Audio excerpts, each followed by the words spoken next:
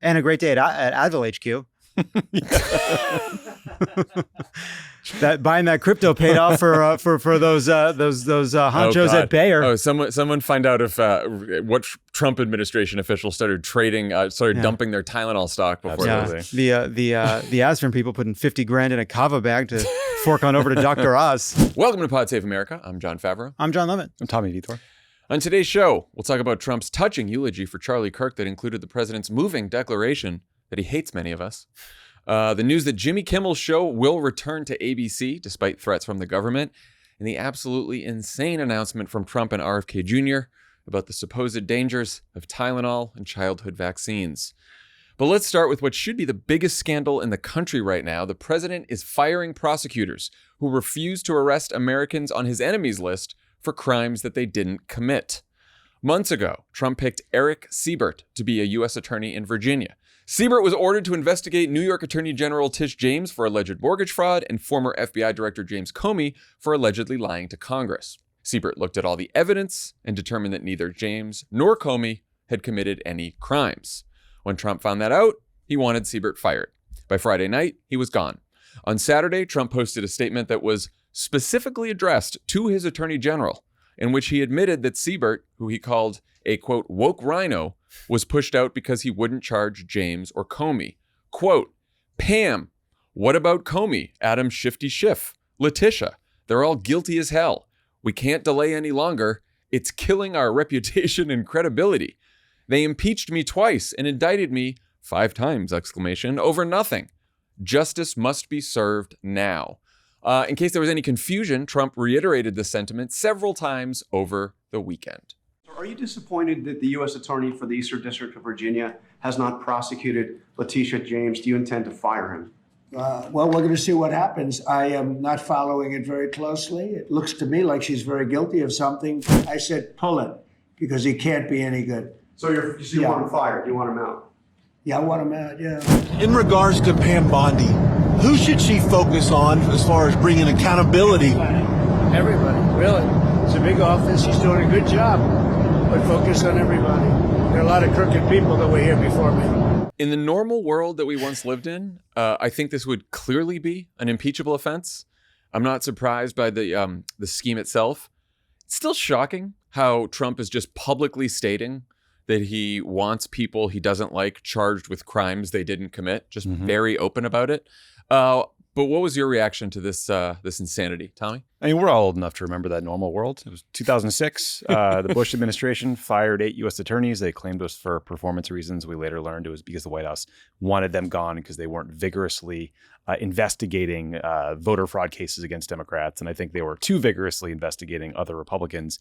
And it grew to be such a big scandal that Alberto Gonzales, the attorney general at the time, had to resign. And it was a huge stain on the Bush administration.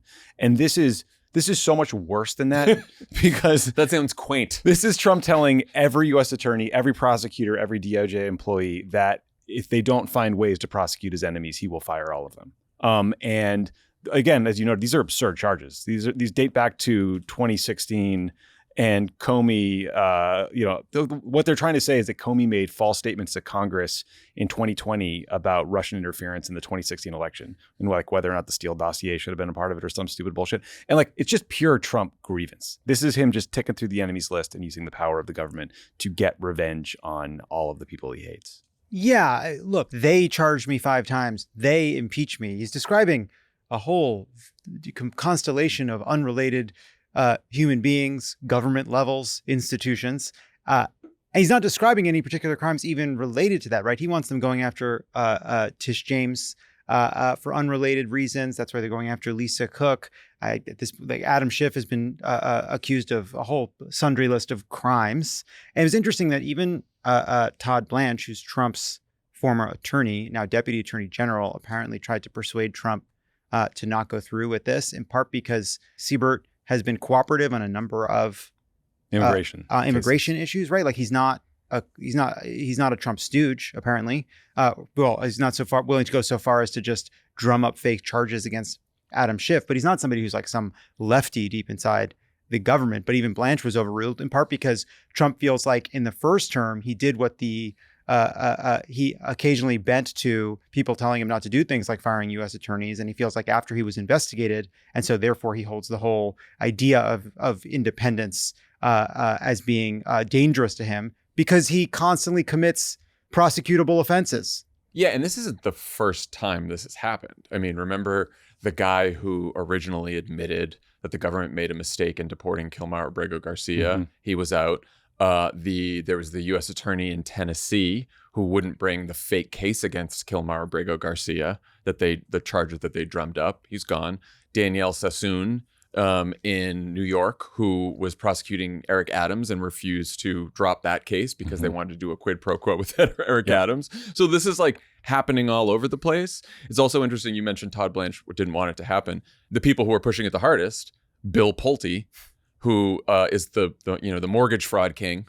Yeah, the obvious person to tell DOJ what to do. Yeah, so he's running around. He's trying to get all the enemies on mortgage fraud, even though like his own parents and Scott Besson and a whole bunch of other people have committed what he's alleging that the people who didn't actually commit it have committed.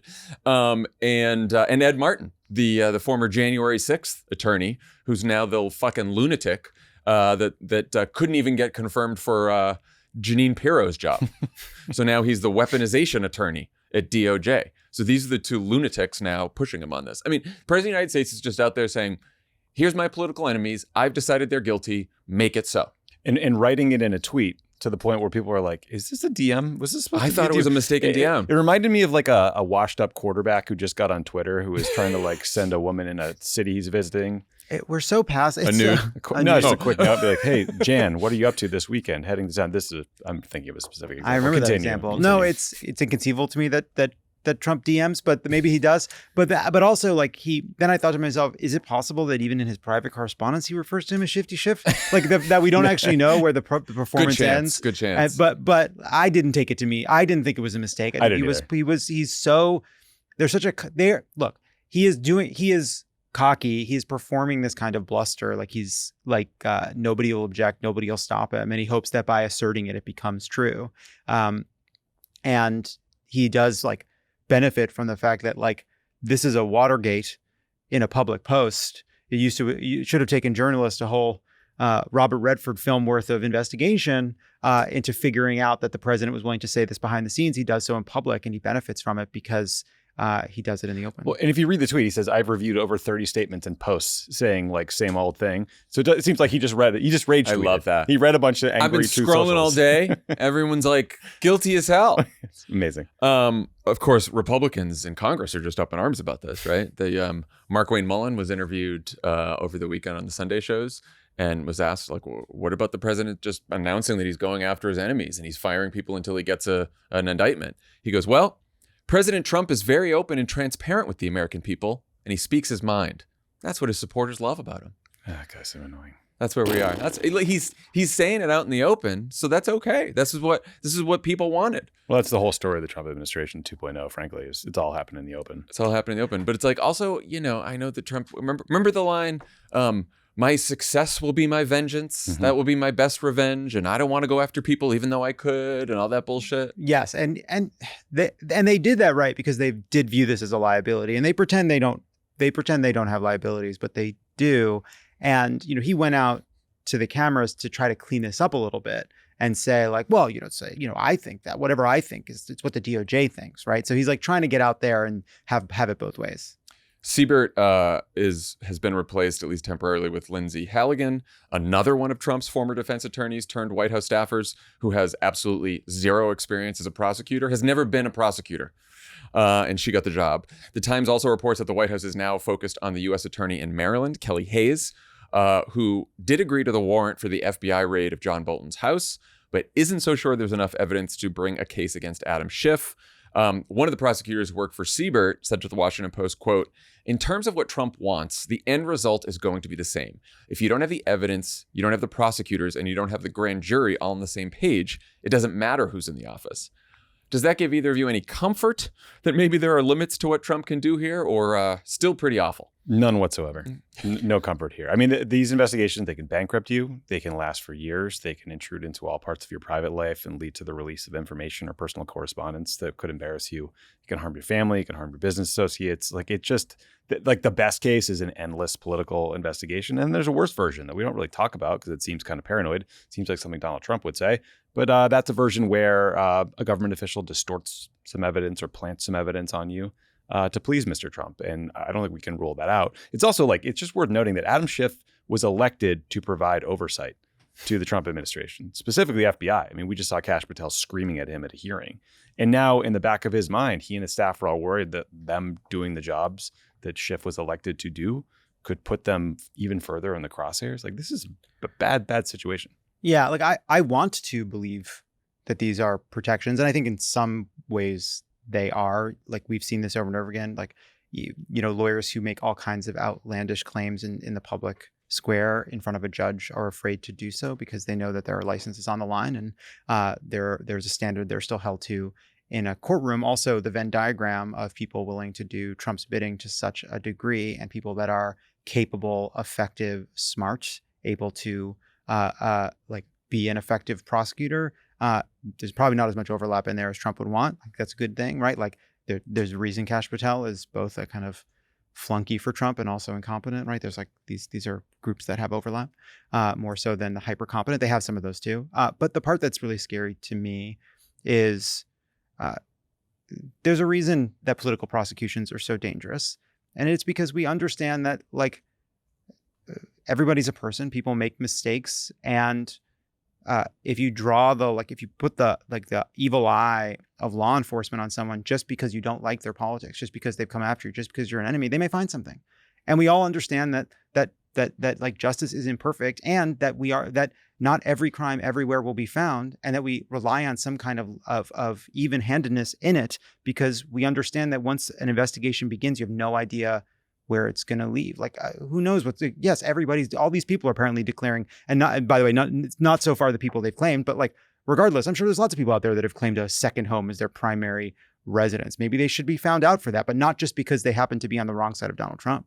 Yeah, I think it's tempting to say, okay, well, if some prosecutor figures out a way to get an indictment in Maryland or Virginia, then maybe they'll get a grand jury like they have in DC that refuses to indict, right? Or then if the jury does indict, then you get to a judge, and none of these judges in DC or Maryland or Virginia are actually going to take this case. They're going to laugh it out of the courtroom. And like, that could be true in a lot of cases, but take the long view of where this is going, right? They're already, in the New York Times lawsuit that just got thrown out, they shopped for the forum, right? They did some forum shopping and found a judge, and they were hoping to get Eileen Cannon in Tampa, I'm sure, or an Eileen Cannon type judge in Florida. So at some point they can find a grand jury in a red area of the country with a judge who's not a first-term Trump judge, but maybe a second-term Trump judge, and a really bad prosecutor. And as fanciful as Tommy's fear about planting evidence may sound, like, I don't know, are we that far away? It's happened. Right? It's happened before. Like, what's, once you get enough Trump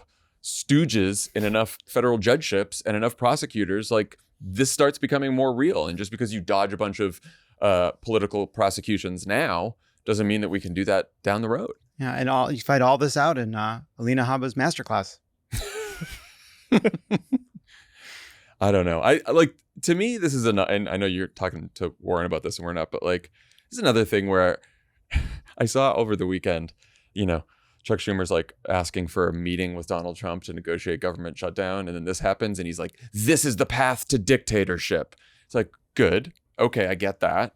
And then on the other hand, it's time for a meeting with Donald Trump. It's just like, if there's not a good reason as any to not fund this kind of government that's doing this, I don't know. It's crazy. We don't have to get into it, but I'm just like, I don't know what else to be done about this. It's an impeachable offense. It's obviously not going to be looked at in Congress because Republicans control Congress. I guess it's another reason to make sure that we win the fucking midterms, because if Republicans can keep controlling Congress, they're going to appoint more of these judges. God forbid they get rid of the filibuster and start actually coming up with laws that some of these prosecutors and juries are going to be like, oh, they did break that law, that crazy law that they just passed. So really, it's a good reason to go out and work hard to win the midterms. The other side of the coin here is that Trump's abusing his power not just to punish his enemies, but to help his friends. We also learned this weekend that Tom Homan, Trump's border czar, was recorded a year ago accepting a $50,000 bribe from FBI agents posing as businessmen who were seeking border security contracts. Homan was a private citizen at the time, but he'd served as Trump's acting director of ICE during the first term and had every reason to believe he would be in a position of power during a second term. MSNBC reported that, quote, several FBI and justice officials believed that they had a strong criminal case against Homan for conspiracy to commit bribery, according to 4 people familiar with the probe. But of course, once Trump won the election, took office, appointed Homan as border czar, the DOJ mysteriously dropped the case. What? No, I'm more. I was just gonna make a point. I'm thinking about why the story is strange. Oh, so, as the saying goes, for my friends, everything, for my enemies, the law. I guess Republicans are cool with public officials taking bribes so long as they do a good job locking up immigrants without due process. Mm-hmm. That's how that works. Yeah, there's one part of the story that was strange, which is so this happens, and then they said they wanted to wait to see if he gets a job in the administration and pursues it further. And I just want to understand what was happening in those weeks before Trump takes office, after you have him taking 50 grand in a fucking Cava bag. But then you're just going to wait and see where it goes. And I just here's where we are, right? We have they take office and they apparently shut down the investigation. But I do feel like there's some very important context that we don't yet have. It just sounds like the deal was, if you take the cash, you have to deliver on the quo. You get the quid, but you got to do the quo. You got to deliver the contracts, and that's what they were waiting on, according to all the reporting. Right. But he took the $50,000 in a bag. I don't if he can't deliver on the bribe, he still took the bribe, right? For sure. You can't give somebody. I just think that's what they said. That's sort of. I know that's what they're Are they saying. going to go find him? I mean, look, my takeaways were, first of all, lock him up for eating Cava. That is just the most mid fucking food. Also, no one has ever looked like a corrupt New York cop more than Tom Homan. I mean, you know what I mean? You look like he's gonna pull you over and smash your taillight and then give you a ticket for it, or kick down your bodega door and rifle through your cash register. He just he looked. It's also it was such an old school corruption scandal too, an MSM, mainstream media scoop, FBI sting. I don't know. As classic a story as you get. If you give me this cash, I'll do your bidding for a government contract. Yep.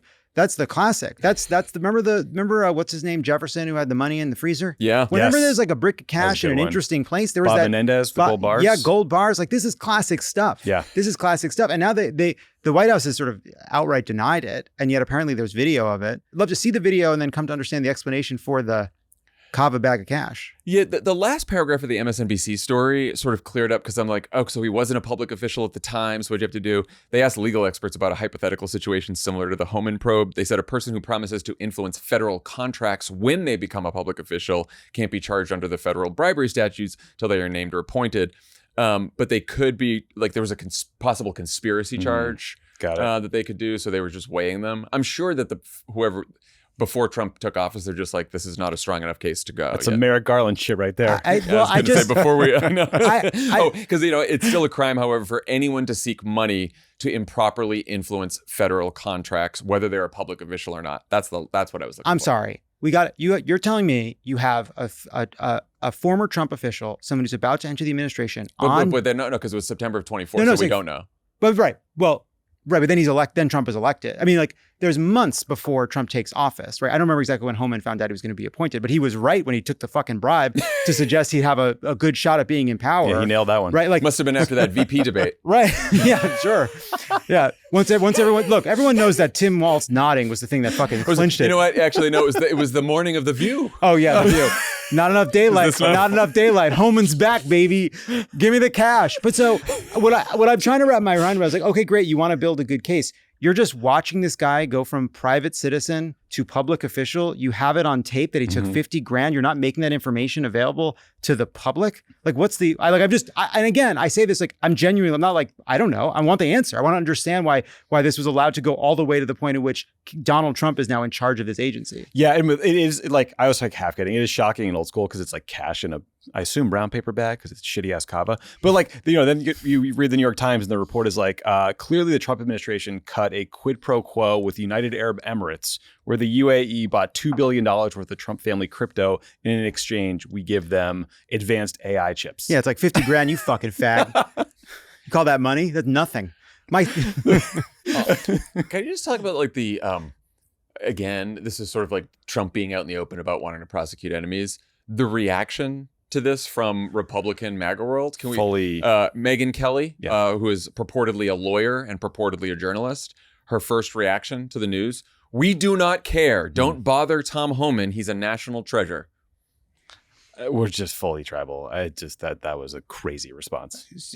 And at some point in one of her long missives about this, she said, "Oh, there's like no credible evidence according to, I guess, Trump's own now law enforcement." So she used that as to justify why she said, "We don't care." I also like this. Who is the we you're speaking for? A lot of we's. This we're talking about the Kirk memorial service too, but everything in the last 2 weeks has become a lot of theys and theys and us. Theys and we. Can I read you something from an insufferable woke lib who wrote about this they issue? "No, Charlie Kirk wasn't killed by them. They didn't pull the trigger. One person did, apparently a young man driven by impulse and a terrible hate. If they were involved, law enforcement would find them and the justice system would hold them accountable." Karl Rove. I mean, it happened when, Tim Miller responded to Megyn Kelly's crazy thing about we don't care.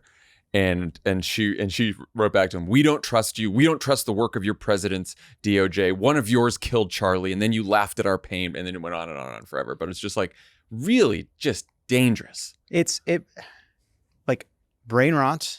Again, you look at the poll, brain rot is the enemy of the republic. It comes for all of us. It comes for people that are in politics. It comes for politicians, big famous media personalities. Brain rot. It doesn't care how much money you have, how much power you've had, how much power you've gained in politics, and it's really disturbing. Can I just say, for my money, the best corruption scandal narrative has been Tiffany Trump's father-in-law. What's his name? Masood Bolus or something, or that. So there's a story about him just making up that he's a billionaire, apparently. And then there was the one over the other day where Tiffany Trump and her husband were on a mega yacht owned by a foreign billionaire oil trader.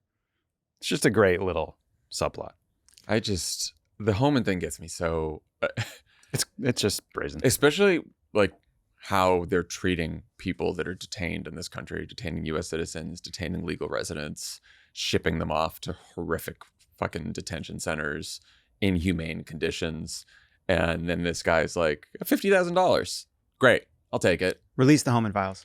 To $50,000 to do a contract that was probably build an ICE detention center that is just essentially dog cages. We should say that there is audio tape of this. There is security cameras that saw this, according to the story. So it's going to be a hard one to cover up because someone somewhere... we had footage of Jeffrey Epstein getting offed. Yeah, at least we're we saw going to the find footage. out that the Cava's second angle was set down, and the person behind the register had fallen asleep. And there's no mysterious Homan-like shape moving with a brick of cash. It should be one that Congress should be able to subpoena especially if Democrats get the House back. Today's presenting sponsor is Simply Safe Home Security. We spend so much time on this show breaking down arguments made in bad faith. That's why it's so refreshing to deal with a company like Simply Safe that just operates in good faith. There are no long-term contracts to trap you, no surprise fees, and the price is always fair. They just focus on providing ridiculously effective, award-winning home security. We love Simply Safe here. John Lovett years ago set it up himself, and sure did. He's great been for safe him. ever since. Turn it on and off from your phone. Top of the line sensors. Highly recommends. Here's how it works. Their smart cameras can identify a potential threat, not just motion, but a person lurking on your property. That immediately alerts Simply Safe's professional monitoring agents in real time. And this is the game changer. The agents can proactively intervene while the intruder is still outside. They can use two-way audio to confront the intruder, letting them know they're being watched on camera and that police are on their way. They're so confident in what they do that there are no long-term contracts or hidden fees you can cancel anytime. They also have a 60-day money-back guarantee, so you can try it and see the difference for yourself. Visit simplysafe.com/crooked to claim 50% off a new system. That's simplysafe.com/crooked. There's no safe like Simply Safe. This episode is sponsored by BetterHelp. Who do you go to in order to solve your life's problems? The group chat? Oversharing with strangers? I think everyone knows we do some oversharing with strangers right here. Yeah, a lot of that. Also the group chat. Big fans. And therapy. BetterHelp has been helping people find solutions to their problems for over 10 years and have a 4.9 rating out of 1.7 million client session reviews. BetterHelp therapists work according to a strict code of conduct and are fully licensed in the US. BetterHelp does the initial matching work for you so you can focus on your therapy goals. A short questionnaire helps identify your needs and preferences, and our 10 plus years of experience and industry-leading match fulfillment rate means we typically get it right the first time. If you aren't happy with your match, switch to a different therapist at any time from our tailored recs. Fully online, and you can pause your subscription whenever you need to and switch therapists anytime at no extra cost. With over 30,000 therapists, BetterHelp is the world's largest online therapy platform, having served over 5 million people globally. It's convenient too. You can join a session with a therapist at the click of a button, helping you fit therapy into your busy life. Everyone can use therapy. Everyone can use someone to talk to and get things off your chest. The world is crazy. It is nice to talk to someone. And if you don't want to go in person, BetterHelp is perfect. You can just do it from your home on your laptop. As the largest online therapy provider in the world, BetterHelp can provide access to mental health professionals with a diverse variety of expertise. Find the one with BetterHelp. Our listeners get 10% off their first month at betterhelp.com/PSA. That's betterhelp.com/PSA.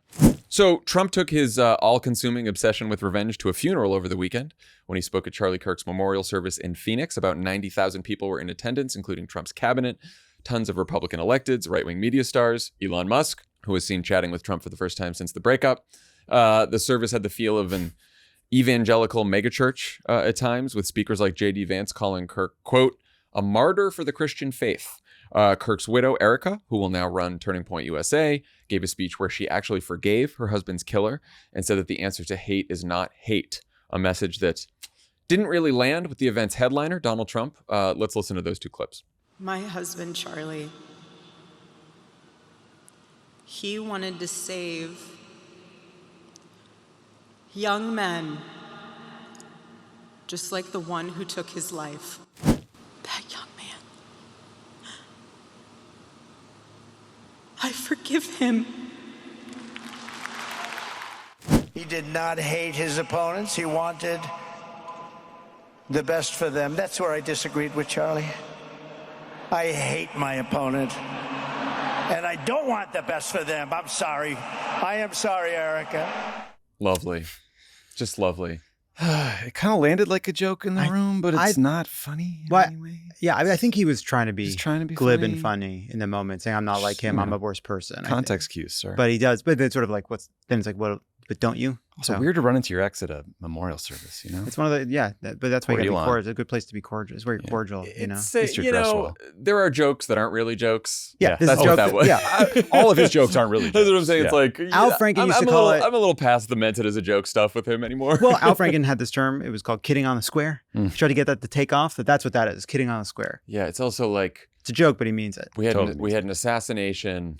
The country is like on the brink, and the president of the United States goes to the memorial service and is like, I hate my opponents. Yeah. It's pretty. Yeah, no, I don't disagree at all. I'm just saying how it landed in the room. They all laughed at it, which is like a kind of a surprising reaction to me. I bet it was kind of the nervous titter Yeah, laugh. like, what did you say? Like, what, exactly. Like, what is happening? Okay. What did you guys make of the event? I watched a bunch of it today. It was really two parts. It was part like genuine like religious service, like mega church, band, praise music, etc. And then there was this whole Trump rally, basically. And the Erica Kirk speech was entirely about personal, their marriage, Charlie's faith. That was a genuinely powerful moment, like forgiving her husband's killer, just as it was in the Emanuel AME church shooting in 2015, Yes. when the families of the victims forgave the murderer. But again, I counted 9 Trump family staff or cabinet speakers. So we had Sergio Gore, real headliner, Stephen Miller, Tulsi Gabbard, Marco Rubio, Hegseth, RFK, Don Jr., J.D. Vance, Trump. And then there were like media people like Tucker Carlson. There were placards like you'd see at an RNC. There was giant like sparkler firework type things. There was TPUSA branding everywhere. And like I'm a WASP from New England, as you guys know. So I find that kind of melding of religion and politics very uncomfortable. But it didn't seem to bother anybody in that room. And I know it's kind of standard in Republican politics at this point. So it's just it was an odd event. I mean, one interesting takeaway just from watching it is a lot of the speakers, like the overtly political messaging was almost secondary. The hard emphasis was on like get married, have a family, follow Christ. It was more like existential stuff, speaking to meaning and purpose. And I'm not saying we should make those arguments specifically, but it was kind of notable that there's all these young people who feel like disconnected and disaffected and a void in their life and a lack of purpose. And they were speaking to that first. And we do need to find a way to co-opt some of that. Because I do think like Charlie Kirk was very good at talking about populist economic stuff. But I haven't heard a lot of Democrats, maybe James Talrico is one of them, talking about kind of like the void people are feeling in young people, young men in particular. Yeah, it's funny. I had the same note. First of all, the Erica Kirk speech, as just a speech, I thought was just excellent. It was I think, very well written. She had a point she wanted to make, and you can take issue with how she describes her deceased husband's politics, but as just as a way of conveying a story she was trying to tell. I thought it was like beautifully done. And the part that does jump out is that part. And I was thinking about in watching this sort of like kind of revival like event where so many people had turned out. And, Van says, oh, he was martyred for the Christian faith. I don't know about that. But these people are turning out because Charlie Kirk was martyred. If he was killed for his views by this person who was radicalized against him, and we need to get more details, but he was martyred, and it did bring a lot of people out, and it does give people the opportunity to tell the story they want to tell about him. That's what happens. That's part of what political violence can do.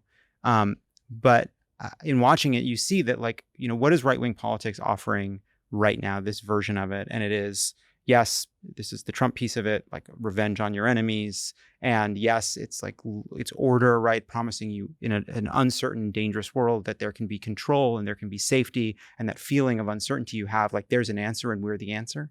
But there is the third part of it, which is meaning, which is we will help tell a story, not just of the country, but of you and where you fit into this time. If you don't feel like your life has that connection, and so many decades of message testing and consulting driven language on the left has drained so much of the moral language out of democratic politics, which is another way of saying we have drained the meaning out of democratic politics. And I had the same reaction as you to watching this, which is yes, it's not that we need to co-opt this exact art, anything to do let me say it. It's not that we have to have our version of this idea about have a family, whatever. We don't need to figure out the exact or overtly religious, right? Or overtly religious, but we have taken morality out of a lot of our political language.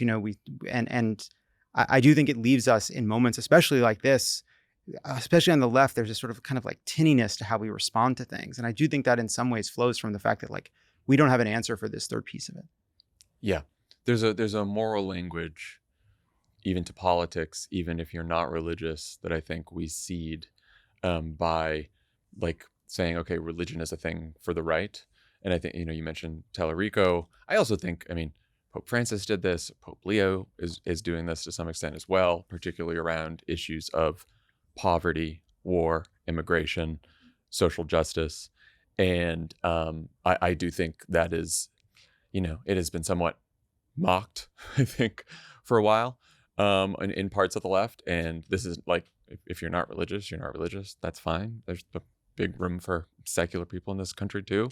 And religiosity is declining and has declined over the last several decades for plenty of reasons that are the fault of organized religions themselves. Yeah, but then people, walk around with crystals in their pockets. So they're looking for it somewhere. They are looking for it. So, yeah, absolutely. Right. I'm saying, or they're they're trying to buy Labubus or whatever. Yeah, sure. Yeah. Everyone's it's a lot got to their put own, on a Labubu. Everyone's got their own kind of religion. Yeah. But I do think, it was interesting hearing Erica Kirk talk, forgive the killer. I was like, now that is a truly Christian sentiment, because there's a lot of sentiments purported to be Christian that we hear from a lot of the folks on the right. And then I think it does a disservice to Christianity by being because then people who aren't religious are if that's Christianity, fuck that. I don't want that, you know? And I think that's why it's so important for folks on the left who are religious. If you happen to be, and again, if you're not, no big deal. But if you happen to be, then talk about what those morals are to you. Right. And talk about what religion means to you. Talk about how it means caring for the stranger and the immigrant and your neighbor and all that kind of stuff. So I noticed that too. Yeah. 100,000 people were in that room, or whatever the total number was, because they were looking for something deeper than just, policy white papers and for meaning beyond politics. I mean, I think being part of MAGA for them makes them feel like you're part of something greater than yourself. And then there's the religious piece. But yeah, they're not all in there for public-private partnerships or, whatever. Well, otherwise, you also, if you leave it to them, you get the, and you get this a lot from the right, like you get the worst of the Old Testament, which is just like fire and brimstone and war. And it's like, it's not New Testament Jesus at all, Stephen Miller's speech. The day that Charlie died, the angels wept, but those tears have been turned into fire in our hearts, and that fire burns with a righteous fury that our enemies cannot comprehend or understand. I wrote down that sentence too, because the metaphor makes no sense. What are you doing? Why are the tears burning? Okay, Honestly, you like it when Adele said she turned fire into the rain or whatever? Well, he can't sing like Adele. That's true. You also, again, we are all old enough to remember when Paul Wellstone died. For those who don't know, he's just we've been talking unbelievable, heroic U.S. senator from Minnesota. He died tragically in a plane accident right before the election in 2002, I think. Accident. So they got to Tommy too. Oh my God! And there was a big memorial service for him that included one of his friends, a former staffer, who said lines like, "We are begging you to help us win this Senate election for Paul Wellstone," and that was treated by Republicans who attended and the political press like it was an outrageous, out of bounds, unforgivable breach of decorum or something. Truly insane. It was an insane overreaction at the time. It was. And then you look at something like this. Although I saw some people getting mad that like they were signing up people and organizing it at Kirk's memorial service. That's what he would have wanted. That was, yeah. Someone offs me, please sign people up. Clipboards. Send people up. Let's raise some money for the fucking Senate fund or whatever. Yeah. And we'll go dark for like a week. That's all. Best of. Just do a clip show. Just clip show. I just want you just to help me out and just look through my mentions online. Just fight with my enemies. Fight with my online enemies. Honestly, like genuinely too soon. Let's keep going. We did get some good news on Monday. How about that? Disney says Jimmy Kimmel is returning to the air on Tuesday evening. Here's a statement that I'm sure was poured over by a lot of lawyers and workshops and a few different drafts. To quote, avoid further inflaming a tense situation at an emotional moment for our country. And that, quote, after thoughtful conversations with Jimmy, they're ready for the show to return. Just before the announcement, FCC Chair Brendan Carr said during an event in New York that Kimmel had been suspended due to, quote, ratings, not because of anything that's happened at the federal government level, which of course is only true if you pretend he never said to Disney, quote, we can do this the easy way or the hard way, and that if they didn't censor Kimmel, quote, there's going to be additional work for the FCC ahead. Carr's threats got quite a bit of pushback, even from Republicans, even from Trump supporters and officials. Director of National Intelligence Tulsi Gabbard used her appearance at the Kirk Memorial to call for the protection of free speech, joining the likes of Ted Cruz and a few members of the right-leaning manosphere. Here's Gabbard, followed by Cruz. I may not agree with what you say, but I will fight to defend to the death with my very life your right to speak. Free speech is the foundation of our democratic republic. We must protect it at all costs because without it, we'll be lost. Look, I like Brendan Carr. He's a good guy. He's the chairman of the FCC. I work closely with him. But what he said there is dangerous as hell. He says, we can do this the easy way, or we can do this the hard way. No. And I got to say, that's right out of Goodfellas. Is it? That's right out of a mafioso coming into a bar going, Gets worse. this bar you have here, it'd be a shame if something happened to it. What? Jesus What? Christ. What accent is that What's supposed to be? I want to play the last part of that clip. Nice bar you have here. What? Hey, nice bar you have here. What was that accent? Can we? Oh, Austin, yeah, let's do it one more time.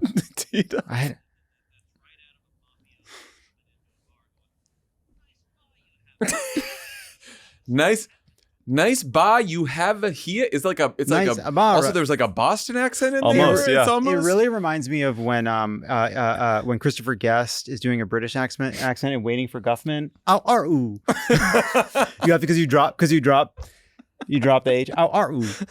That's That what it was- reminded me of. Shout out Ted. I mean, yeah, I Hey, was thanks gonna for say- saying the right thing. I know. I know. You know. So hey, Ted. Good job, Ted Cruz. Ted, Good job, Ted Cruz. You know what? That was our bias. That's us. That's us having a gut reaction to you. And we made fun of you doing the right But thing. you know what? We will defend your right to do that terrible fucking To accent. be that lame. Yeah. No matter how you can Yes. do it everywhere. No matter we will what- defend your right to say Even it. if the Knights of Columbus come after you for it. The Knights of Columbus. So we're recording this sort of right after the news that he's coming back. So by the time you're hearing it, maybe we'll have more reporting of what actually happened. But before we get that reporting, what do you think happened? What's your guess? So first of all, there was a bunch of people at the memorial that talked about free speech. Even Trump talked about it, and Erica Kirk talked about it. And it's funny that just because this event happened in the wake of Brendan Carr saying what he said, and the kind of the government jawboning major companies into canceling specific shows, like it seems like a rebuke. I don't know that she meant it as a rebuke necessarily, but the Ted Cruz part of it and a few others were pretty clear. I don't think we know yet. There have been some people talking about this. I think it was what's his name, G. Elliott Morris was making this point that searches for cancel Disney Plus went through the roof, and that like everyone overestimates Trump's popularity, his ability to persuade people, especially the corporations and other entities that have kind of bent to him. And my hope is this is in part a response to the scale of the reaction, which maybe they didn't expect. And that's both public facing, but also like, I do think internal politics still matters. And I don't know what happened inside of Disney, but this is a big company with a lot of people that are liberal, that didn't get that maybe don't bring their politics to work every day, but don't want to feel like they're part of a government crackdown on free speech. And by the way, these are companies that need to make things with a lot of talented people that are not going to feel excited about working with Disney if Disney is willing to go along with the Trump administration if they bring the hammer down like this. So I think we'll find out more. And I don't want to like overstate the importance of them restoring Jimmy Kimmel, because Brendan Carr said what he said, and my fear is the only lesson he'll draw from it is that he can't say it in public. But I do think it tells us that Donald Trump is not as powerful as he would like us to believe. Trump would have to lock me up to get handed a canceled Disney Plus. I'll tell you that much. I know. I started going. I'm like, oh, Bluey. If we're not lapping Moana or Frozen in my house again, like shit's going down. Would have been tough. I guess you guys don't care about democracy. That's right. No, correct. No. I do. I mean, I bet like ABC Brass and Bob Iger were getting a lot of calls from talented people they work with, being like, "Hey, this is really bad." And I guess my question is, do we think this is going to lead people to think, "All right, everybody, keep your head down. Like, just everyone chill out a little bit for a little while. We can get through this." Or are people going to feel emboldened and think maybe it's time to fight? We can win around. I suspect like the corporations will say, keep your head down. Some of the artists will want to fight a little more and stand up for things. I guess we'll find out. But I hope people stand up. I hope people are not. I hope people are emboldened. I mean, I have a couple questions about. So one option is that Iger made the move thinking that it wouldn't get the blowback that it did, not just from the public, but from all the people he knows in Hollywood and many of his friends, unlikely. Right? And then I'm saying then the blowback happened, and then he was like, okay, I'm going to back off. Then there's another scenario where from the beginning, Iger wanted to bring him back on the air, but you also have now all the affiliates owned by Nexstar and all the affiliates owned by Sinclair saying that they're not going to air the show. I don't know what it looks like to have Jimmy Kimmel on the air nationally, but then have most of the ABC affiliates across the country, or at least a pretty good portion of them, not air it. And I don't know what that means financially. I don't know what that means. Like, so I'm kind of interested in, like, it could have been too that they were trying to figure out how to get all the affiliates back on board. But again, speculation. Right. And I do think that, like, given that it was short, if what the decision was is the affiliates are going along with what Brendan Carr is saying here, and some of them are conservative themselves. We haven't heard from Jimmy Kimmel. He hasn't said a word, right? Like, I do feel like there's a little bit of, if it does get back on, this is, conversations behind the scene that's about like solving the problem quickly when you're not just dealing with Brendan Carr, but you're dealing with the affiliates. So yeah, like I think that's totally possible too. Speaking of Jimmy talking about this, what do you guys think the monologue should be?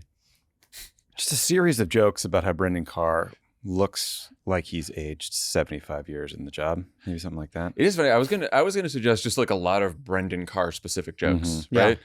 Like, you say something about the Charlie Kirk stuff very quickly, move off that. We don't need to, but like really going on Brendan Carr, probably Trump too. Yeah, kind of have to. You have to. Yeah, I mean, I guess the question is like what we don't know. Like, all we've had is like characterizations of what Kimmel was going to say on Wednesday, and now we have this statement that says, oh, they've kind of reached a kind of whatever, they've had a good conversation about it, and it'll appear on the show. So we just don't know, but I assume. You think he does the Ted Cruz accent? Yeah. I am walking here. I mean, do you like they've sort of famously had a rivalry, right? Then they played one-on-one basketball. Ted Cruz actually beat Jimmy in one-on-one basketball, so they have this relationship. And you figure he's going to have to reference this in some way. I mean, Ted Cruz actually did stand up for him when no one else did. Yeah, it's not nothing. It's not nothing. We made fun of the accent, but that was the wrong thing to focus on. Shame on us. Shame on us. What the bene, huh? Do you think that the reaction from Cruz and others on the right means that there is like there's a real viable opposition to like limits on free speech that Trump's not going to go beyond, or is this just a lucky happenstance? Because you could argue that had Brendan Carr not been so fucking stupid to make the threat on a podcast, then they could have done it quietly and we would have never have known. I think that the Trump administration touched the stove on free speech a couple times in the last week in ways that were meaningful. The worst of the two was Pam Bondi talking about criminalizing hate speech, because that got people like Tucker Carlson and Megyn Kelly to be like, whoa, hard red line. Like, I support civil disobedience if this happens. As you saw in that Megyn Kelly tweet you're reading earlier, a lot of the MAGA folks pretended that Kimmel was pulled off the air because of ratings or bullshit, when we like, it was not a subtle comment, and it was made to a TPUSA staffer named Benny Johnson, right? So like the context was all there. Like, again, I do respect Ted Cruz for speaking up. I respect a lot of kind of Trump curious comedians or conservative voices for speaking up. I do think Brendan Carr made it very easy for them. And the fact that it wasn't just Brendan Carr doing this threatening riff on Benny Johnson's show, there was a clear merger before the FCC about all these affiliate stations that showed you the financial incentives involved here for punishing Jimmy Kimmel. Yeah, but you play it out, right? Let's say Brendan Carr doesn't do that interview and doesn't post fucking GIFs in response to Brian Stelter and all the rest. And all that happens is there's this outcry about what Jimmy Kimmel said that gets drummed up on the right. There's this debate that takes place online. Then Nexstar makes this announcement. Then Sinclair makes this announcement, and then he's pulled, right? Like, is there the same level of First Amendment concern? Probably not. Republicans are united in saying that this was a business decision not led by the government, even if Brendan Carr is saying different things behind the scene. Does that mean Jimmy Kimmel comes back or not? We have no idea. We don't live in that world. But I do think that, to me, is unfortunately going to be one of the lessons they take, which is, hey, Brendan, shut the fuck up. So stupid. Shut the fuck up. Gotta start being a little quieter. Well, look, ironically, we're all knocking Brendan Carr here, but Trump too is like, yeah, we got one, another scalp. NBC, you're next. That's right. That is true. That's important too. That is true. Yeah. But there would be this then, like, imagine like 2 weeks from now, right? This all plays out, and then 2 weeks from now, we get a note that you get a reported story in the Times that like Brendan Carr actually called like all the stuff that's playing out behind the scenes, and it's another kind of why doesn't anybody care about that? Like, you could just see they could do this in a smarter way and it'd be more effective at curtailing speech, which makes me really it is true. Like, you can have idiots like Brendan Carr and Pam Bondi, but like no matter how buttoned up the administration is, you're always going to have Trump just admitting the thing. That's true. We got him. Which is I was just thinking, this is why JD Vance is also very dangerous as a nominee, because JD Vance goes out there and he's like, it was just bad ratings and he wasn't funny, That's all. And then he just leaves it at that. Like, this is the consequence of trying to like intellectualize everything and make some kind of an argument that's not just, oh no, I hate free speech for people that I don't like. I like it for me. Which is basically Trump's argument. So, he's got a war on free speech. He's also making big gains in his war on science and children's health. Trump teased a big policy announcement on autism during Charlie Kirk's memorial service, which is, you guys, I don't know if everyone knows this, but that's what presidents often do when they go speak at memorial services. There was a whole accomplishments section. There was an accomplishment. Yeah, I think we got to I think we did a 2020 election riff. We did. There was we solved crime in DC. You can go out to restaurants now. Yeah, no, that happened. Exactly what you do during a eulogy. And so the announcement was on Monday, and here's the lead of the AP story about the event Trump held at the White House on this autism announcement. Quote, Trump uses platform of presidency to promote unproven ties between Tylenol, vaccines, and autism without new evidence. That's it. That's the story. But you really have to hear it to believe it. So let's listen to Trump.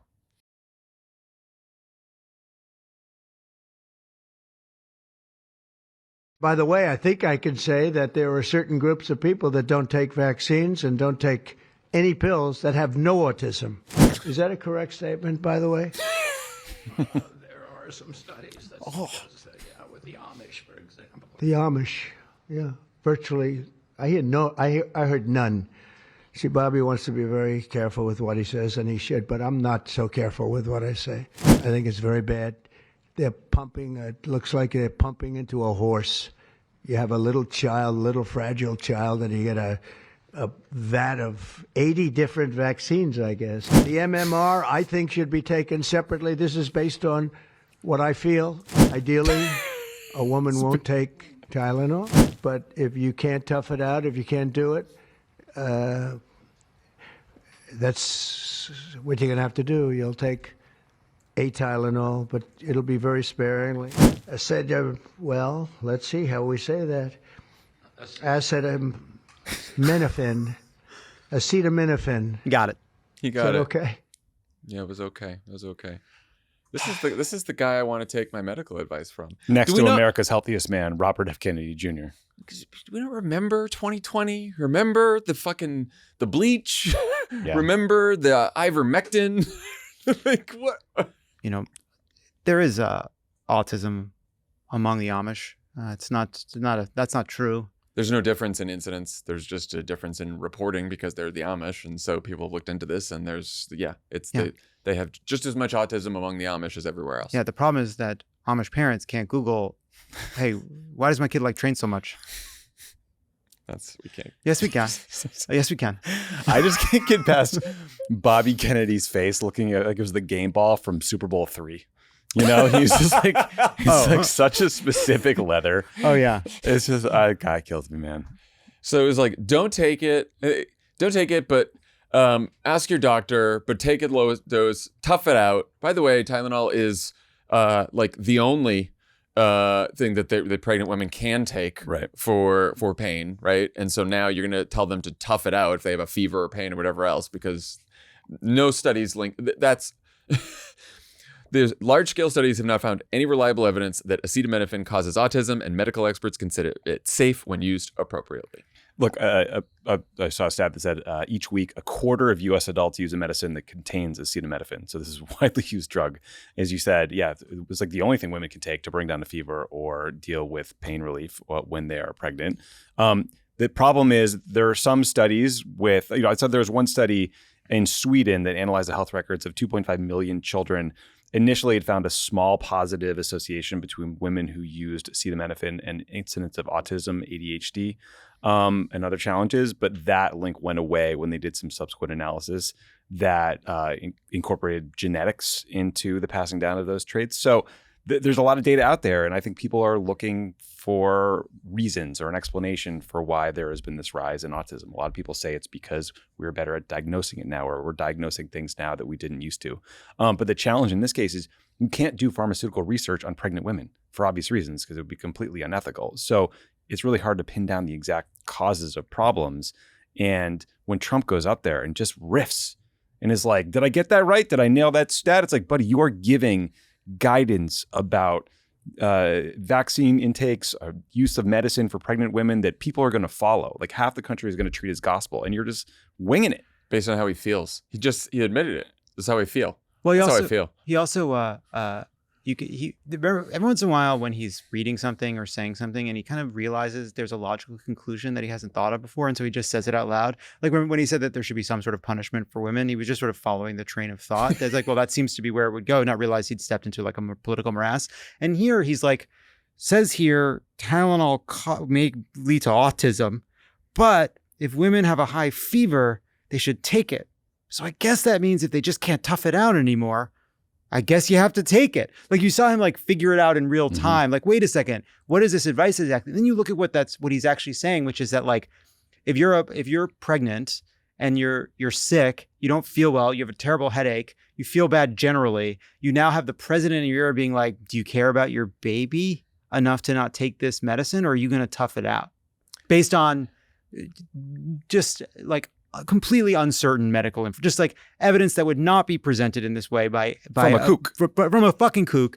This is not like after careful study. This is from an environmental lawyer and dilettante. Yeah.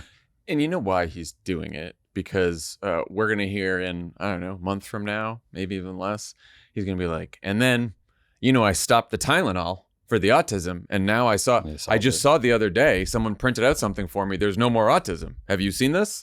Because I fixed it. I cured autism. By next year, it'll be he cured autism, and he'll be wondering why he didn't get the Nobel Prize for that. Well, yeah. Also, in last week, the Advisory Committee on Immunization Practices, the ACIP, they changed around the way children under 4 are going to get the MMRV vaccine. And they're just like, it's not worth getting into all the details, but they're going to stretch it out over multiple shots. They're going to make it more painful for the kids. They're going to make it more time consuming. They're going to make it harder for parents to get in to see a doctor and create more friction in the process. That means more people just won't get their kids vaccinated. And this is like RFK and these activists who don't have the right medical background, like figuring out ways to slowly push their anti-vax agenda that isn't fully just like banning the use of vaccines. I was going to say, it's dipping their toes into it, right? Because what they're doing with MMRV is, you have your MMR and the V is the chickenpox vaccine. And so they're saying now under 4, instead of combining them all, which they have for some time, now they're going to separate them again. So you give them the MMR and then you give them the chickenpox vaccine later. All that's going to, like the people who are wealthier, who have health insurance, who can go to their doctors and most of those doctors are going to be like, no, we're still going to give them to you all at once. But for poorer families, from people who rely on like going to like a public health clinic, whatever, you're right. It's going to be more inconvenient to get vaccines. And so there's just going to be fewer parents who remember to go back and get the chickenpox vaccine. And then he also talked about like shrinking down the dosage size and giving you more of them. So you have like 4 of them, he said. Maybe he was like kind of winging it again. The other part of this too is it's like just stepping back. Like he said that in his remarks, something like, what's the downside? What's the downside? What's the downside? And it's like, it's the doctors and experts who have like worked on vaccine policy and thought about this deeply are trying to protect kids on a vast scale as best as they can. And it's like, why is this the schedule? It's not because they want to load up kids all at once because they're like fucking sadists because they don't want what's best for the kids. No, they like looked at the data and they've looked at the what happens when kids don't get vaccine. They look at just the time as you spread out those vaccines across a whole country. That's a whole bunch more people that aren't vaccinated. And yes, it's unlikely in that whatever few months, right? Like that for one child that something goes wrong. But you look at a population on a whole, the end result is more sick kids. Right? Like that's what this is about. It's like it's this sort of like conspiratorial mindset so infused into everything that they're doing. Like the people that made these recommendations want what's best for the kids because they and that's all it ever was. But it's core to the core of Bobby Kennedy's messaging is that the CDC and FDA and all these medical oversight organizations are just bought and sold by the pharmaceutical industry. And that is what they're telling them is they're evil, basically. Yeah. And the experts are bad because the experts are liberals and liberals are bad. And so you can't trust them. And so we've got to do just something counter to what they've recommended. Yeah, this is file this one under damage that will play out over decades to our country. Right. We might not see an immediate challenge from these types of announcements, but measles already up. We will. Yeah. Measles already up. Well, we tried to give you some good. Again, Jimmy Kimmel is going to be back on the air. We'll get so that. Yeah. We got that one. Just chalk that up. One dose of that. And a great day at Advil HQ. That buying that crypto paid off for those honchos at Bayer. Oh, someone find out if what Trump administration officials started dumping their Tylenol stock before. Yeah. The aspirin people putting $50,000 in a Cava bag to fork on over to Dr. Oz. When we get back from the break, you'll hear Lovett's conversation with Senator Elizabeth Warren. But before we let him get to the serious stuff, I hear there's a brand new Love It or Leave It taping this Thursday, September 25th. Oh, yeah, we got Paul Scheer. We got Hero of the Resistance, Eric Swalwell. That's right. And more. And more. And more. Lovett, are you aware that the housekeeping copy asked me to refer to you as the new king of late night? By default. It also said, hey, you were already crying a little bit, so why not make those tears of laughter? I think there's like we're all crying because of politics. I think that was just a note to you. I'm just kidding. It's very weird.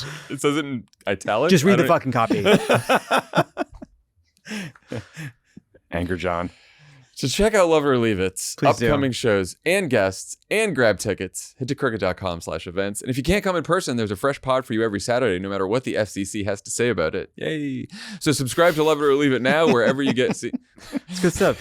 Yeah, see, it's not my joke. So subscribe to Love It or Leave It now, wherever you get your podcasts, or watch on YouTube. Hot Save America is brought to you by ZipRecruiter. Hiring, very tough. Time-consuming. Lots of resumes, time-consuming, hard to sift through everything. But the future of hiring looks much brighter because ZipRecruiter's latest tools and features help speed up finding the right people for your roles. So you save valuable time, and now you can try ZipRecruiter for free at ZipRecruiter.com/crooked. With ZipRecruiter's new advances, you can easily find and connect with qualified candidates in minutes. See a candidate you're really interested in, you can unlock their contact info instantly. Over 320,000 new resumes are added to ZipRecruiter monthly, which means you can reach more potential hires and fill roles sooner. No wonder ZipRecruiter is the #1 rated hiring site based on G2. Use ZipRecruiter and save time hiring. 4 out of 5 employers who post on ZipRecruiter get a quality candidate within the first day. And if you go to ZipRecruiter.com/crooked right now, you can try it for free. Again, that's ZipRecruiter.com/crooked. ZipRecruiter is the smartest way to hire. This podcast is sponsored by Squarespace. Squarespace is the all-in-one website platform designed to elevate your online presence and drive your success. Squarespace provides all the tools you need to promote and get paid for your services in one platform. Create a professional website to showcase your offerings and attract clients. Whether you offer consultations, events, or other experiences, Squarespace can help you grow your business. Squarespace offers a complete library of professionally designed and award-winning website templates with options for every use and category. No matter where you start, your website is flexible to what you need with intuitive drag-and-drop editing, beautiful styling options, unrivaled visual design effects, on-brand AI content, and more ways to list what you offer. No experience required. Every dream needs a domain. Squarespace Domains makes it easy to find the best name for your business at one fair, all-inclusive price, no hidden fees or add-ons required. Every Squarespace domain comes with advanced privacy and security tools included to ensure your domain remains online and protected. Plus, Squarespace provides everything you need to bring more of your dream to life, whether that means building a website or adding a professional email service. Don't wait to claim your name. Invest in your dream domain today. Head to squarespace.com for a free trial, and when you're ready to launch, go to squarespace.com/crooked to save 10% off your first purchase of a website or domain. That's squarespace.com/crooked. Senator Warren, welcome back to Pod Save America. Good to see you. Thank you. It is always good to be at the pod.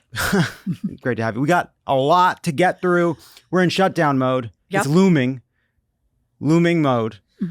Senate Republicans rejected the Democratic proposal on Friday that would have reversed a bunch of healthcare cuts and extended Obamacare health insurance subsidies, which are set to lapse on January 1st, will cost people thousands of dollars. They passed that through the big, beautiful bill. Senate Minority Leader Chuck Schumer demanded to meet with President Trump. Then President Trump said he's happy to meet. Where are we at? What's next here? So let me back up just a tiny little bit about where we are for families all across this country. Last spring, the Republicans passed that, or into summer, big, beautiful bill. It will take away health care from 15 million Americans, Medicaid, and also some ACA, Affordable Care Act subsidies. But it will affect the cost of health care for everybody in America. And in fact, some of that is starting to click in right now. Because when hospitals have to deal with uncompensated care, and they do, they got to raise their prices overall. So health insurance companies know they're going to be paying more for people who have insurance. So there are folks who are listening to this right now who are getting their letters from their health insurance companies saying things like, oh, you used to pay $700 a month, which I think is wow. But now you're going to have to be paying $1,600, $2,100, $2,700. The numbers are coming through. And these are huge increases for some people, all because Trump and the Republicans are trying to cut back on the spending, the federal spending on healthcare. So what's happened is, as you know, we're about to head into, you got to pass a new budget by September 30th if the government runs out of money and will shut down. So the Republicans can't do that without Democratic votes in the Senate. They got to have us because they got to get to 60, and they've only got 53 if they have everybody on their side, which they might not. So they got to pick up 7 or more on our side. And what the Democrats have said is, look, we're happy to talk, but here's our ask. We want you to roll back some of those healthcare cuts. We want you to roll back the part of the healthcare cuts where you're going to take away health care from brand new babies and their mamas, where you're going to push seniors out of nursing homes and out onto the street, where you're going to take away the wheelchair and the home health aid from our neighbor who needs some assistance to live independently. We want you to roll some of this back. We're not asking you to spend more money than you were before. We're not asking to advance some huge new healthcare policy, but by damn, roll back some of these cuts before people start dying. And so far, Donald Trump and the Republicans have said, nope. Right. Nope. That's been it. Not, well, how about this? And could you do that? Nope. Just saying nope. And so Democrats are in the fight. We're out there slugging it right now. Okay. But so the Republicans are, but we're on the other side of them saying no. Right. The House is gone. Republicans went home in an act of bluster. Yep. They control the House. They have the majority in the Senate. They control the White House. They're saying, hey, you're doing what Republicans used to do. You don't have the power. You're trying to gum up the works. Let's we're going to pass a clean bill. And if you want to take credit for a shutdown, you'll pay a political price for it. So what's the response to that? The response to that is help a few million people get their health care back. Don't raise prices for everybody who's got private insurance. Don't take a bite out of Medicare, which this bill ultimately will because of other provisions and the fact that it's going to drive up the national debt. Just don't do that. That we're saying Democrats are willing to fight, and what we're willing to fight for right now is you got to do better on health care for people across this country. So just play this out. Sure. Democrats have now decided this is the fight we want to fight on. This is our ask. It is clear. It is concise. People can understand it. Republicans say no. We enter in a shutdown. They're forcing vote after vote after vote. Are Democrats united around holding the line on this issue of healthcare? And is the idea that ultimately you believe the Republicans will blink and Trump will sign a bill that undoes these cuts? So yes, the Democrats are together. We know what we're doing. This is a righteous fight. I mean, this is the fight to have. It's a fight that's people can understand, and it's a fight that touches every single person in this country. And can I just do a little side here? Do you remember what was happening exactly a year ago right now? I don't remember what was happening yesterday. Okay, well, that's fair. But Donald Trump was standing up saying over and over and over that people should vote for him because on day one, he would lower costs for American families. Remember that? He used the phrase over and over, on day one. Those were his words. Well, now we're on day 240, 50, something like that. And the price of groceries is up. The price of utilities is up. The price of housing is up.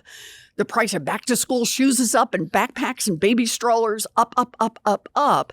Price of healthcare is up, and thanks to Trump and the Republicans and their one piece of legislation, it's about to go up a whole lot more. This matters to American families. They are telling us that what they want is somebody on their side to help reduce costs. Donald Trump not only has done nothing, he's seen the costs go up. He and the Republicans have raised the cost. I think this is the place to throw down and have that fight. So there's people making the opposite argument, which just says, you're right about all that. He is failing to achieve what he promised. He is in the toilet in his numbers on all of these issues, right? He has not been able to deliver. Democrats are united on that score. Republicans look bad on that score. And then we're going to go into a shutdown in which the politics are far murkier. And on a pure, practical, hard-nosed political calculation, that to some people seems like a stupid idea. So I got to say, I'm not sure why anybody thinks it's murkier. Now, look, it's not for me about the politics. I hope it should be. Why not? No, let me say it slightly differently. It is about getting people the health care they need. And that is a goal we not only can keep in mind, it is a goal we should keep in mind. I think the politics here are very straightforward. We stand up and tell the American people every single day what Donald Trump promised and what they are doing right now, and that all the Democrats are asking for is to roll that back so that millions of people don't lose health care. I think that's a pretty strong place to fight from. And damn, if Democrats aren't willing to fight for that, then we got a lot bigger problems. So I want to come at it from the other side. And I want to stand this just because I do think it's a genuine, like, Democrats are in a very tough position. I just want to be clear about this. And I don't think there's a lot of obviously, clearly great paths. We are not in power. That is a deep frustration. But the other side of the argument is, I agree with everything you're saying about healthcare. Donald Trump is consolidating his power over the federal government. Yep. We would be funding something that would be used to go after political enemies, to gut agencies without congressional approval, to allow him to continue doing corrupt deals that enrich him and his family personally. That any imprimatur of Democratic support for funding this government is a kind of normal politics when we need to shut this thing down by any congressional means that we have. And yes, healthcare is a uniting issue, but it's also, in some sense, one in a constellation of really unprecedented assaults on the checks and balances of our society, of the Constitution. Kimmel's back today, terrific, but trying to abuse the FCC to go after his political enemies. And that this is maybe politically the right fight, healthcare, but it's not the truest, danger in our society right now. So I think of this as nothing succeeds like success. You got to get some wins. Mm-hmm. You got to show that you can stand together, you can stand up when the going gets tough, that you can still all push hard, because that's how we're going to have to take this fight on. I think that, for example, today with Kimmel, yeah, you're right. Kimmel's back, and yay, that's wonderful. So what's going to be the takeaway? Did it fix everything? No. Should we still be beside ourselves over a president who so openly has made it clear that he wants to control the media, the stories about him, and destroy the First Amendment? And my view on that is no, we should not relax over any part of this. But there's another part to the takeaway, and that is your voice actually matters. Enough people stood up, enough people went into the streets, found it different ways, enough comics stood up, enough people hung out flags, enough people said, whoa, wait a minute, what happened? That's not right. And yes, it's a small piece of a big, big problem, but it's a toehold on reminding ourselves of our own power. And I think that's what's coming up at the end of the week on this question about healthcare. We get more people energized, more people mobilized, and we push back. Two good things could come out of this. One is a few million people could get healthcare coverage who otherwise wouldn't, and some rural hospitals wouldn't close, and some cancer research would be restarted. Those would all be good things all by themselves, no matter whatever else happens. But the second is we'd all say, oh, fighting pays off. And look, I'm willing to fight. That's who I am. Yeah. But we win when we got a lot of us fighting. We've got a lot of us committed. We've got a lot of people who've seen how dark and scary it can get in the middle of a fight, and who still realize that it is worthwhile to stick together and stay in the fight. So I think we should do it. I think we will do it. And I think the consequences of doing it doesn't win everything everywhere all at once, but it gets us on a winning path. And damn, we need that. And you feel like there's 43 of your colleagues that aren't going to squish? I do. All I right. do. All right. So in other news, TikTok legally banned since January, but in a completely lawless way. It's still been chugging along. We now have more details on the new deal via Axios that Trump may announce this week. The algorithm would be leased to a new company owned by billionaire Trump allies. So problem solved? Oh, totally. Look, this is the ultimate about the price we pay for corruption. And it's Donald Trump trying to seize media and every possible vehicles. So yes, getting his buddy Ellison in there and they run it and it all, guess what? Every algorithm says Donald Trump is the guy, right? But it's bigger than that. It's how this country has shifted so dramatically. And I don't want to go from the country was perfect and now the country is terrible. It's the country had a lot of problems and now, man, you thought those were problems. They have just magnified. And it's the corruption element. You see it by what does it mean to build an oligarchy? You know, Vladimir Putin puts his buddies in to run things that will make his buddies billionaires, but also means the buddies will use the power and energy of the things they run to support Vladimir Putin. That's the deal.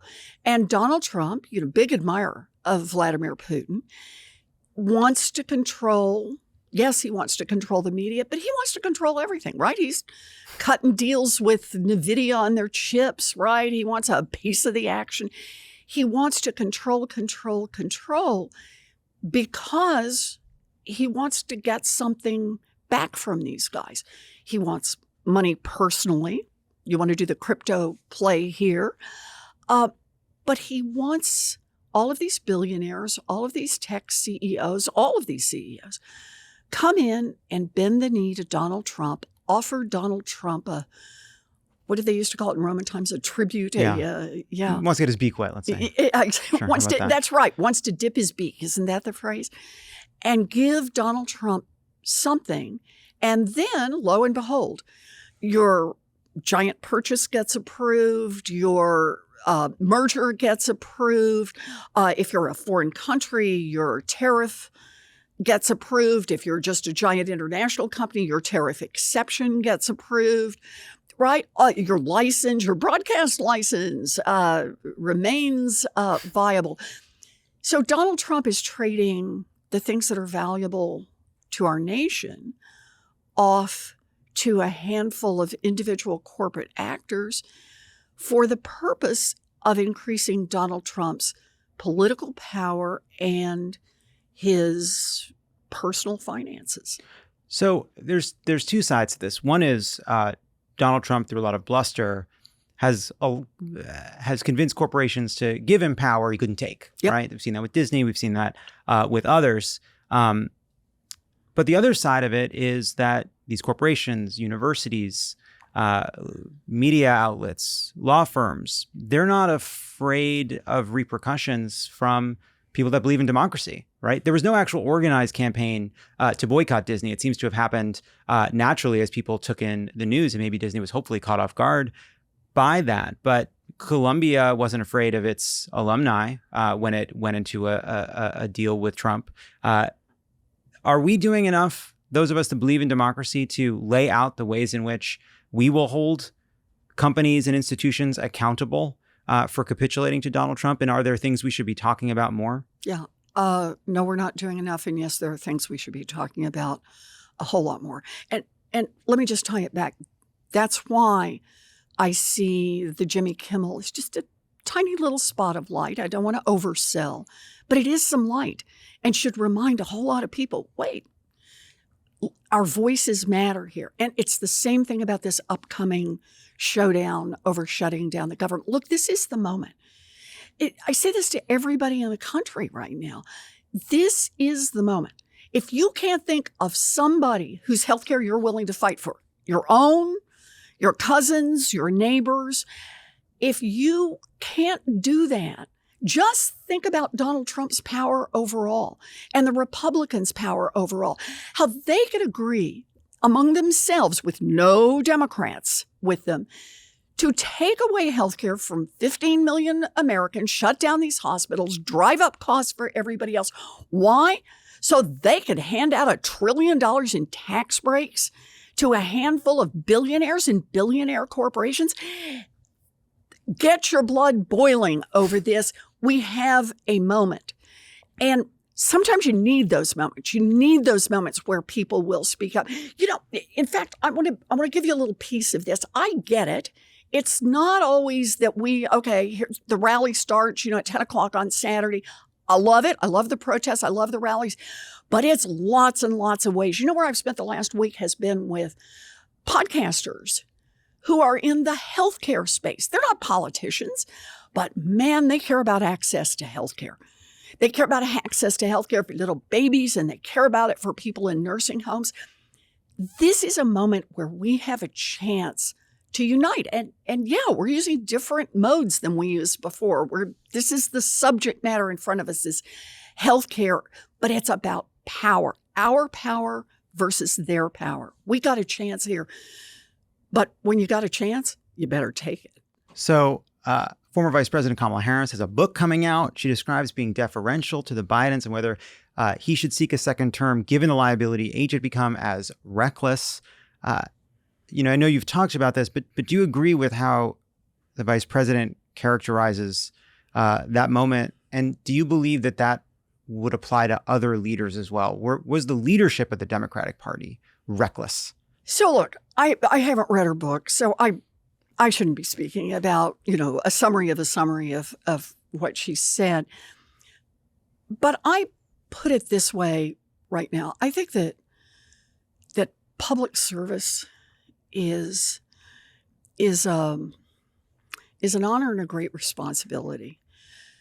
And you get up every day and just try to do your best. And you try to do your best, not so you can get reelected, but you try to do your best so you can actually make something happen that's good. And that connects to this point by way of saying, we, as Democrats, we did badly in 2024.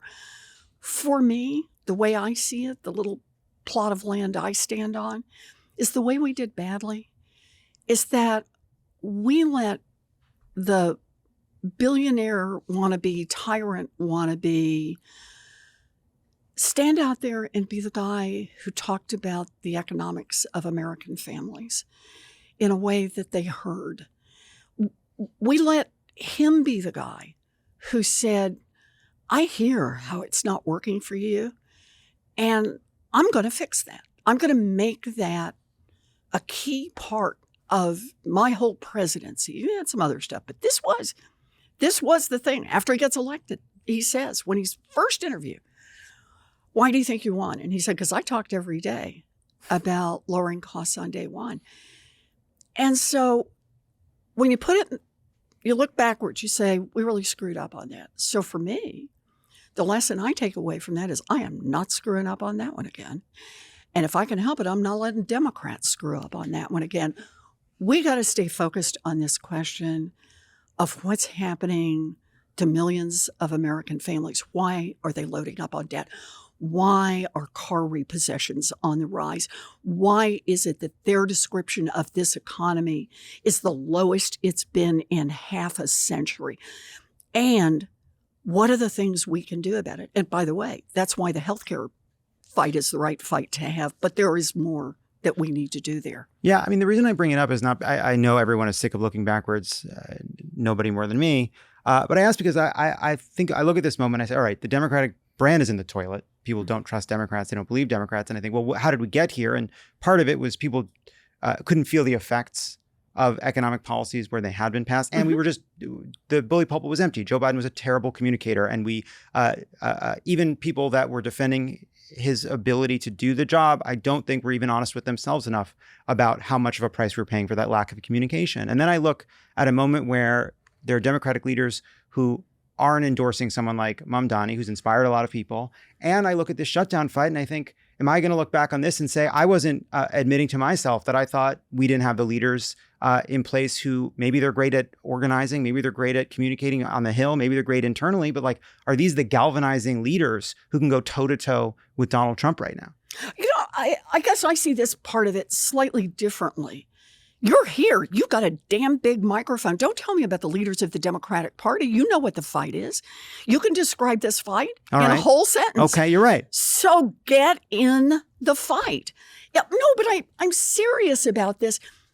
You know, people say to me, who's the leader of the Democratic Party? And my answer to that is we got 47 people in the United States Senate who are out there in this fight. And you know what we need right now? 47 people in the United States Senate.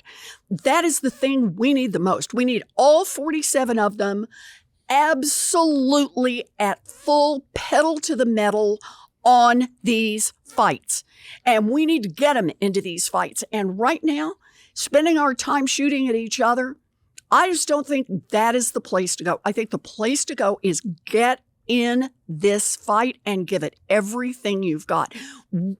TikTok, we are running out of time. I hear that, and I want to be there with you on that, but I'm in an odd numbered year still. And I feel like it's an odd numbered year, so I get to have these kinds of conversations. We're getting into the fall of next year. I want to get together, but I think sometimes, look, this was one of the arguments to say, stop talking about Joe Biden's age in the run. No, but I'm not saying you're doing that. I'm just, part of this is, yes, everybody has to pull together. We have a job to do. We shouldn't be turning the microphones against each other, to continue the analogy. But at the same time, I look at the Democratic Party, and it's about message, and yes, it's about a plan, but it's also about a base of people that authentically believe in the people that are speaking to them and for them. Yes. And I know that I've watched you campaign. I know that people know what you stand for and have an authentic connection, and that you've been fighting for it since you were a writer and professor. I look at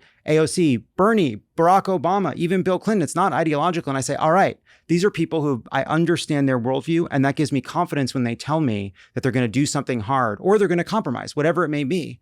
And I have to go pretty far down the list of leaders of the Democratic Party before I get to people that have that authentic connection to the people they want to lead. And that does make me worried about a shutdown. And I do think it's worth having this fight now, rather than looking back next year and saying, wow, we really didn't have people at the microphones that were the right people to lead us. I see it right now, this minute, as we know what the fight is in front of us. Okay. I don't need somebody to tell me this. I don't need somebody to say, oh, well, I have this title within the Democratic Party, so I'm going to tell you what to get out there and talk about. I'm the one who decided to come here today. And I hope that's happening with 46 other folks on my side in the Senate and 200 plus on the House side, because the substance of the fight matters right now. A win matters right now. This is what we're into. And there is no one voice anywhere who will win this fight by themselves. It is instead, we are a party that is still tied to people and the fight that we are having. If we had held Donald Trump to tell the truth a year ago, if we'd had just a little bit of, here's what we want to do and here's what we are doing for hardworking people, here's how much we understand about what's broken, and here's what we're willing to do to fight for it. A winning fight matters, and it has knock-on effects that I think matter here. And this is why I understand. They're very sophisticated people who say there's a lot broken and it's not just healthcare. Can I tell you a quick story? Of course. Okay. When I was a little girl, I was studying Franklin Delano Roosevelt. It's like some fifth grade, thing where you got to copy out some words about him. And I'm sitting on the floor back in Oklahoma where I'd grown up. And I look up at my grandmother, who's in her 90s, and she had lived through the Great Depression. And I just say to anyone who doesn't know, the Great Depression in Oklahoma was the 1-2 punch of economic catastrophe in a dust bowl unlike the world had ever seen. And my mama and papa got wiped out in the Great Depression. Bank failed, lost all the money that they had put away for their retirement, basically had to start over. And so I'm sitting there while I'm working on this report, and I looked up and I said, Mama, do you know who Franklin Roosevelt was? And she smiles at me. She says, of course. And I said, what did he do? And my mama, who had an 8th grade education, read the newspaper every day, she looks up and she said, well, he made it safe to put money in banks and a lot of other good stuff. I think of it this way. You fight very real fights that people can see that touch their lives. And sure, we all have the rest of the fights too. God bless. There's a lot that was broken. There was a lot that was broken. The creation of the SEC, right? All the things that we did following the Great Depression that we saw was broken that we needed.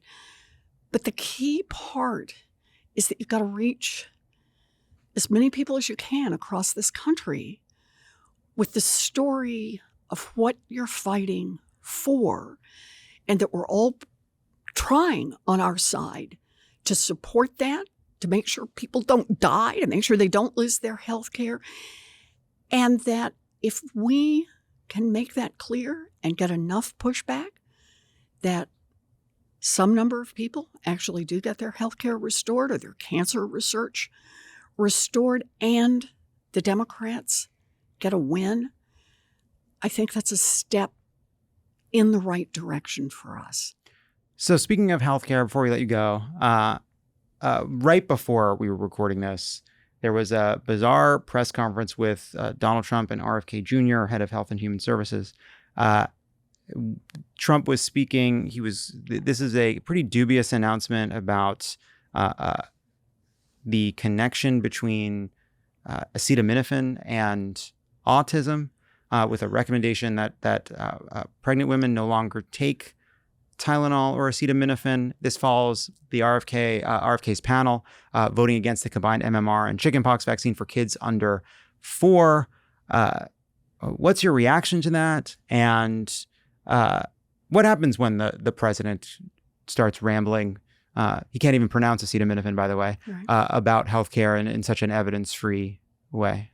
So I have a couple of responses. The first one is, it just feels like every day we turn on the news and it's the next episode in the Donald Trump show. And he gets stirred up about one thing or a different thing or another thing, and we're all off and running. And today it's this one. But that real people get hurt. And that's the scariest part about this. When RFK Jr. had been nominated to be the head of Health and Human Services, there were a lot of folks, not just Democrats, who said, whoa, that guy's been trafficking in anti-vaccine conspiracies, I mean, for a long time. Yick on this stuff. And it's not just yick, that could be dangerous to have somebody in that place if he started using his tools to get rid of vaccines. In fact, he'd been making money off suing vaccine companies and bringing in more plaintiffs and stirring people up to sue vaccine companies. So several of us asked him a lot of hard questions during the nomination process. And he gave I want to describe it as the right-ish answers, right? They were directionally right. Occasionally he'd say other things that you'd think, wait, what did he just say? But over and over and over, he said, I will not take away vaccines from anybody. And now he turns around 8 months later and let's face it, he has taken them away. The criteria under which you used to be able to get these vaccines has changed, and certain vaccines will not be available or will not be available to certain groups, or you'll have to pay lots of money for them. You'll have to do an off-label use, all of the above. Lots of speed bumps in the way, and in fact, some absolutely can't do this. So I think of this as a moment where we measure one more time how many checks have been lost on this administration. That it's no longer, but if all of the vaccine experts and the doctors and scientific evidence and around the world, all the experts and people who study this all the time all say, that makes no sense at all, that it just doesn't matter. Because RFK is off spinning in his own world. And as long as it's an audience of one, as long as he can keep Donald Trump happy, that is all that matters. Do you think your colleague, Bill Cassidy, like, he is a doctor. He claimed to have gotten all these reassurances from RFK Jr. Have you talked to him about it? Like, I can't tell. It's hard to tell if he was willfully, like, was he snowed or did he allow himself to be snowed? I can't tell. Look, I don't know. I wasn't in the room. Yeah. I'm not in his head. But I do know that this business around the vaccines, that good people who've worked in this field, including Dr. Senator Cassidy, have expressed over and over their deep concerns if Americans are not getting vaccines. So I just look at what he says is a problem and then try to figure out not so much the backwards, where did the wheels come off the bus, but the forward. So what are we going to do about that? Where do we find the place to be able to get these vaccines back to a place, A, where they're available, but B, where more people get a truthful answer about the risks of having unvaccinated children. And it does seem like with all things, it comes back to win the House. Yeah. And could we also win the Senate? It'd be great to win the Senate too, but either way, build a bipartisan support for absolutely vaccines, given that it remains a deeply bipartisan issue. Last question. Sure. What are you streaming? What are you watching? What are you consuming? The baller. I can't even bring up the baller thing again. It's been years now, but it still shocks the conscience. So what do you like? The Pit. Oh, The Pit. And Hacks. Have I seen the two best shows ever? I love them both. The Pit was fabulous. Have you watched Andor? You're not a Star Wars person. You got to watch Andor, although it's on Disney Plus. Now that Kimmel's back, are we allowed to have it? No, I think you're still not. You got to punish them for a while. All right. Well, once they've come back, once they've bent the knee to us, once the mouse has come and begged for our forgiveness, I'm ready. You got to watch Andor. Okay. And I'm trying to think what else. We've been watching BritBox stuff. We just watched the. Do you watch BritBox? I don't know. BritBox? Oh, this is the. BritBox. Stuff comes in. We watched a thing that's set in Belfast. And it's really strong. There's a lot of good stuff out there. I confess, we are totally into the. I'm now getting this down to a science. 5 to 8 episodes, right? Anything really shorter than that, even a movie, is like, are you there enough to get to know the people and kind of deep into it? And on the other end, if it's too long, you're out. Jumps the shark. Fall asleep. I've moved on. But anyway, that's been the number one thing that we've been watching. I love Hacks. Senator Warren, thank you so much for joining us. Good to see you. Thank you so much for having me here. It's always good to see you. And thanks for staying in the fight. Where else would we be,